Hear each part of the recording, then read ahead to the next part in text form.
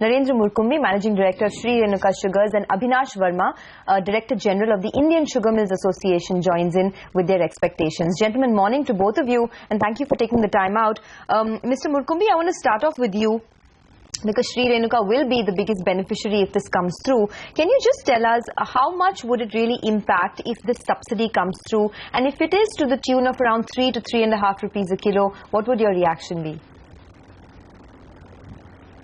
Well, I think we have a surplus of about 1.5 to 2 million tons this year, and it's essential to get that surplus out, because currently that is affecting the price of the remaining 24 million tons that is sold within the country. If you remember, last year the UPA government had approved a subsidy that was for 2 seasons, including the current season, and it was supposed to be based on the difference between the domestic and international prices. So I expect it to be really workable at this current market levels. It should be between 4 and 4,500 rupees per ton. So we are expecting that this will be continued. After the new government took over, they had extended the subsidy up to September. Now we are looking for further extension for the rest of this season up to September 2015. The other topic is on ethanol. Mr. Murkumbi, commitment by the Mr. Murkumbi, I'll just come to ethanol in a bit. I just wanted to check if it is indeed 3.5 rupees or 3.3 as we hear, and not 4.3 as you want, you will not refine raw sugar and export it? Well, for domestic raw sugar exports right now, I think the viability gap is about 4,500 rupees. So anything lower would probably not be enough to really push the sugar out. No one touches it, you think? Well, the world market is at a lower level, so it would be difficult. All right, let's get Abinash Verma into this conversation. Abinash, do you get a sense that this 3 to 3.5 rupees a kilo is not enough? And do you concur with the view that Mr. Murkumbi shares, that only if it is about 4 to 4.5 rupees per kilo, then it's a workable situation? Yes, I totally agree with Mr. Murkumbi, because the current international prices and the current cost of production in the country, there is a difference of about 4.5 rupees, which needs to be, that gap needs to be filled up. However, if the global prices improve slightly, it's around 15.5, 15.7 cents per pound today. If it improves, then obviously then the requirement of the subsidy might be lower. But at current levels, yes, it will be about 4.5 rupees per kilo. Okay. Well, if this 1.5 to 2 million tons doesn't move out in the form of exports, Mr. Verma, what's the price scenario looking like if we have to deal with that entire 25.5 million tons of sugar in the local market? What's your best guess of sugar price? Let me just add, beyond that 25.5 million tons which we are going to produce in this season, there is a carry forward of 7.5 million tons, which is actually putting pressure on the domestic market. If this about 2 million tons doesn't move out of the country or doesn't get converted into ethanol with support of the government, then it will continue putting pressure on the already depressed sugar prices. If you see the domestic sugar prices is around 27 to 29 per kilo across the country, whereas the cost of production is almost about 32 to 36. So therefore, there will be a lot of pressure not only on the margins of the sugar mills, but also it will be a huge challenge for the industry to even pay FRP to the farmers this year. Fair enough. Mr. Murkumbi, you were telling us about the incentivization for ethanol production. If that comes through, then what would the benefits be for a company like yours? I think, the program has been expanded to blend 10% with petrol, and currently supplies are not enough to cover the even 5% blend.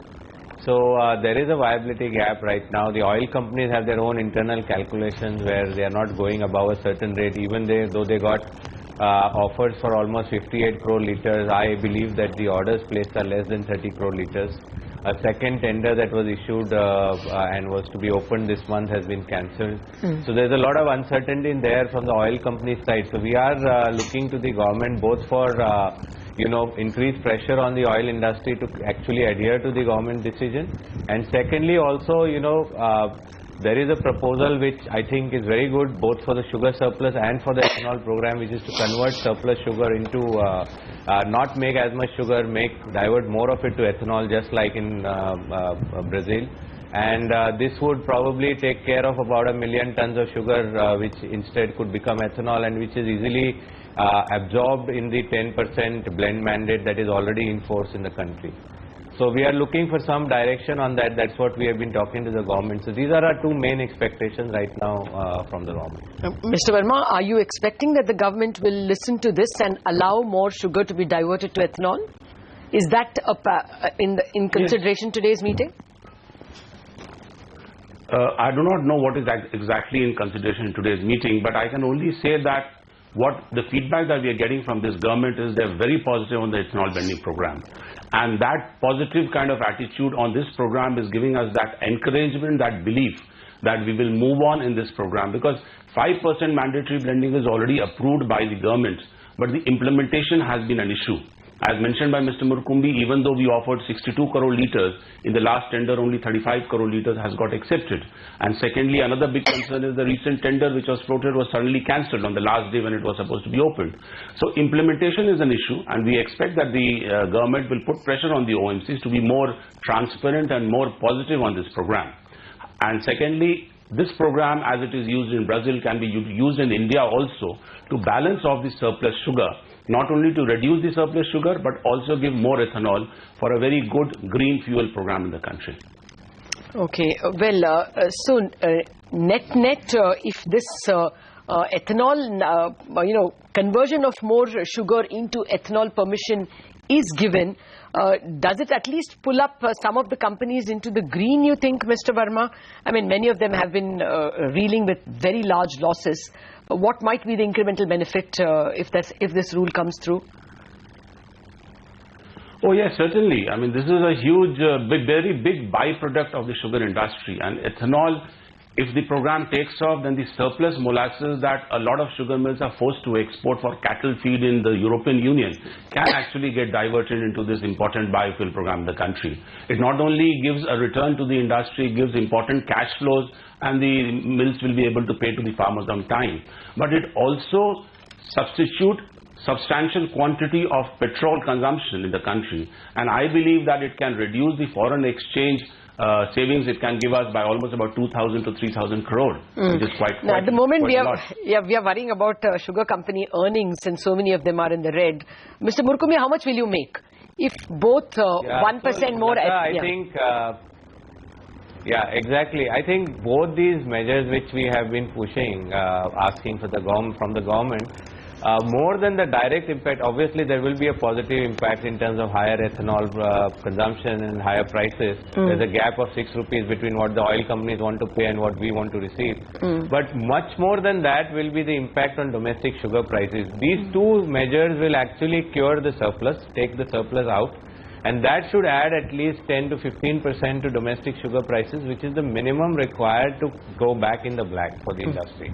And for me, therefore, the main effect is the indirect effect on domestic prices. And especially with this ethanol policy that is now under consideration, this could be a structural game changer, because this can go on continuously. It does not need it has no dependence on the world market or world demand and supply. It is a purely domestic solution to the higher production of sugar. So can you cane. tell us how much this will actually impact your EBIT in the sugar business itself? I mean, it continues to be loss-making. So from which quarter you expect to turn into the black? Well, the third and fourth quarters, typically you have good cogeneration income and peak production, so we would expect these to be in the black. A 10% increase in sugar prices helps us by about 30 to 40 crores in each quarter, each of the next 2 quarters. All right, Mr. Murkumbi, Mr. Verma, thank you very much for joining us. We are better prepared to hear what the PMO will tell us after their meeting, but we will have to see whether it's not just the percentage of ethanol blending, but also whether more sugar is allowed to be diverted into ethanol. Thank you very much for joining us.